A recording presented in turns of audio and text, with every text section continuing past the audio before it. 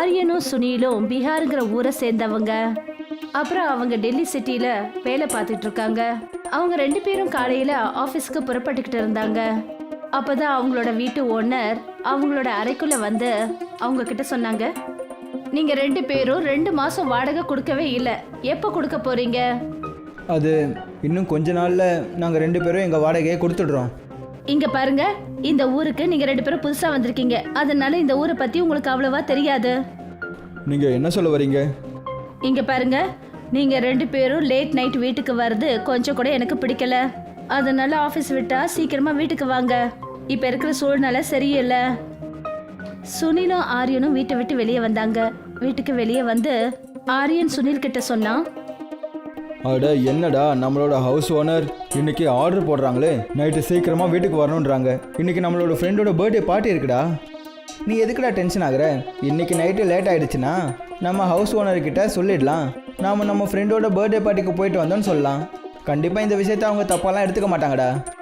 சாயந்தரம் ஃப்ரீ ஆயிட்டு அவங்க 2 பேரும் அவங்க ஃப்ரெண்டோட பர்த்டே பார்ட்டிக்கு போயிட்டாங்க. திரும்பி வர்றதுக்கு அவங்களுக்கு ரொம்பவே லேட் ஆயிடுச்சு. அவங்க 2 பேரும் நல்ல போதையில இருந்தாங்க.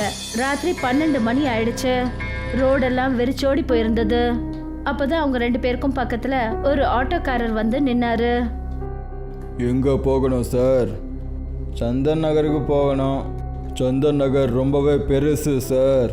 சந்தன் நகரில் நீங்கள் எங்கே போகணும்னு சொல்லுங்கள். அட, நான் எங்கே போகணும்னு உனக்கு புரிய வைக்கணுமா? நாங்கள் போகிற வழியில் வழி சொல்கிறோம். இதுதான் ரொம்ப சரியாக இருக்கும் சார். அப்புறம் எதுக்கு நம்ம நேரத்தை வீணாக்கணும்? சீக்கிரமாக வந்து ஆட்டோவில் உட்காருங்க. இந்த ஏரியாவில் நான் மட்டும்தான் இருக்கேன் ராத்திரி நேரத்தில் ஆட்டோ ஓட்டுறது. அவங்க 2 பேரும் ஆட்டோல ஏறி உட்கார்ந்தாங்க. 20 நிமிஷத்துக்கு அப்புறமா ஆட்டோக்காரர் அவங்க 2 பேர்கிட்டயும் சொன்னாரு, சந்தன் நகர் வந்துடுச்சு சார். நீங்கள் சொல்லுங்கள், நான் உங்களை எங்கே இறக்கி விடணும்? ஆனால் அவங்க 2 பேர்ல யாரும் எந்த பதிலும் சொல்லலை. அந்த ஆட்டோக்காரர் பார்த்தபோது 2 பேரும் தூங்கிட்டாங்க. அவர் அவங்கள எழுப்பினாரு. சார், சந்தன் நகருக்கு வந்துட்டோம், எழுந்திருங்க. ஆட்டோக்காரரோட குரல் கேட்டதும் அவங்க 2 பேரும் கண் முழிச்சாங்க. அவங்க 2 பேரும் ஆட்டோவை விட்டு இறங்கினாங்க. உங்களுக்கு ரொம்ப ரொம்ப நன்றி ஆட்டோக்கார அண்ணன். இப்படி சொல்லிட்டு சுனில் தன்னோட பாக்கெட்ல இருந்து 100 ரூபாவை எடுத்து ஆட்டோக்காரர் கையில கொடுத்தான். அந்த ஆட்டோக்காரர் அவங்க 2 பேரையும் இறக்கி விட்டுட்டு அங்கிருந்து போயிட்டாரு. ஆட்டோக்காரர் நம்மளை எங்கே இறக்கி விட்டாரு? எதுவும் புரியலையே. அட என்னடா, ரோட்டில் தான் இறக்கி விட்டுருப்பாரு. வா, நேராக போகலாம். அவங்க 2 பேரும் கொஞ்சம் தூரம் தான் போயிருப்பாங்க. அப்போ அவங்க 2 பேரும் எதிர்க்க ஒரு கூட்டம் நிற்கிறத பார்த்தாங்க. இங்கே என்னடா இவ்வளோ கூட்டமாக இருக்கு? இது ஏதோ சினிமா ஹால் மாதிரி இருக்கு. இங்கே ஏதோ படம் ஓடுதுன்னு நினைக்கிறேன். அடேங்கப்பா, வா நாம் நைட் ஷோ பார்த்துட்டு வரலாம். இல்லைடா, எனக்கு மூடு இல்லை. ஒரு வேலை பண்ணலாம், நாளைக்கு படம் பார்த்துக்கலாம். இப்போ நம்ம ரூமுக்கு போகலாம். சுனில் தன்னுடைய வாட்சை பார்த்துட்டு சொன்னான், டே, நைட்டு 12 மணி ஆயிடுச்சு. நம்ம ஹவுஸ் ஓனரு கதவை திறப்பாங்களா இல்லையான்னு தெரியல. நமக்கு இது தாண்டா நல்லது. நம்ம இங்கே டைம் ஸ்பெண்ட் பண்ணலாம். நாளைக்கு காலையில் 4 மணிக்கு போகலாம். ஓவர் டைம்னு சொல்லிக்கலாம். நான் போய் டிக்கெட் வாங்கிட்டு வரேன். டிக்கெட் வாங்குறதுக்காக சுனில் டிக்கெட் கவுண்டர் கிட்ட போன போது அந்த இடத்துல யாருமே கிடையாது.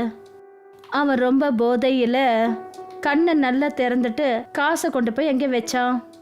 அப்புறம் டிக்கெட்டை எடுத்துக்கிட்டு ஆரியன் கூட ஹால்குள்ளார அவன் போயிட்டான். உள்ள ஒருத்தர் வந்து அவங்க 2 பேரையும் சீட்டில் உட்கார வச்சாரு. ஆரியன் அந்த தேட்டருக்குள்ள நாலாபுரமும் சுற்றி பார்த்தான். அப்போ அங்கே யாருமே கிடையாது. வெளியே ரொம்ப கூட்டமாக இருக்குன்னு நீ சொன்ன, ஆனால் எனக்கு இங்கே யாருமே தெரியலையடா. நம்ம மட்டும்தான் இருக்கோம். அட என்னடா, நீ என்ன நினச்ச? நான் இங்கே படம் பார்க்குறதுக்காக வந்திருக்கேன்னு நினச்ச? எனக்கு இப்போ கொஞ்ச நேரத்துக்கு ஏசியில் தூங்கினா போதும். அப்போ தான் ஆரியன் முன்னாடி சீட்டில் உட்காந்துக்கிட்டு யாரோ ஒரு பெண் தன்னை நோக்கி வர்றத பார்த்தான். அந்த பொண்ணோட தலைமுடி கலைஞ்சிருந்தது.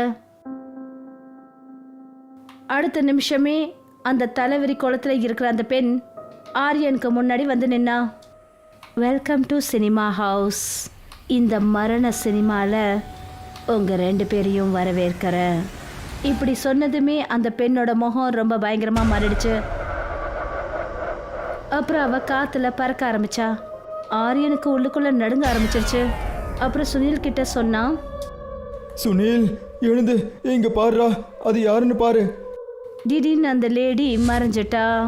சுனில் நாலா பக்கமும் சுத்தி பார்த்துட்டு சொன்னா, இங்கே யாருமே இல்லையேடா, உனக்கு என்ன ஆச்சு? இந்த இடம் எனக்கு என்னவோ சரியா படலடா. அட நைட்டு 12 மணி ஆயிடுச்சுடா. உனக்கு ஏதாவது பிரம்மையாக இருக்கும், வேற ஒன்றும் இல்லை. இப்போ என்னை தூங்க விடு. அப்பதான் ஆரியன் சத்தம் போட்டு சொன்னா. அது என்னோட காலை யார் பிடிச்சிருக்கிறது? சுனில் கீழே குனிஞ்சு பார்த்தபோது அவனோட கண்ணுக்கு 2 கருப்பு கைகள் மட்டும் தெரிஞ்சுது. சுனிலோட போதை இறங்கிடுச்சு. அப்புறம் அவன் பயந்து போய் கொஞ்சம் தூரத்துல நின்னான். ஆரியனும் எழுந்து நின்னான். இங்கே ஏதோ ஒரு பிரச்சனை இருக்குடா. நம்ம 2 பேரும் அதிகமாக குடிச்சிட்டோம்னு நினைக்கிறேன்டா. இன்னைக்கு என்ன நடக்குதுன்னு தெரியலையே. இரு, நான் போய் முகம் கழுவிட்டு வந்துடுறேன். ஆரியன் மறுபடியும் பயந்து போய் கார்னர் சீட்ல போய் உக்காந்தான். சுனில் குழப்பத்திலேயே டாய்லெட்டை நோக்கி போனான். அவன் அந்த டாய்லெட்டோட கதவை திறந்த உடனே அவன் பார்த்தபோது உள்ள ஆரியன் நின்றுட்டு இருந்தான்.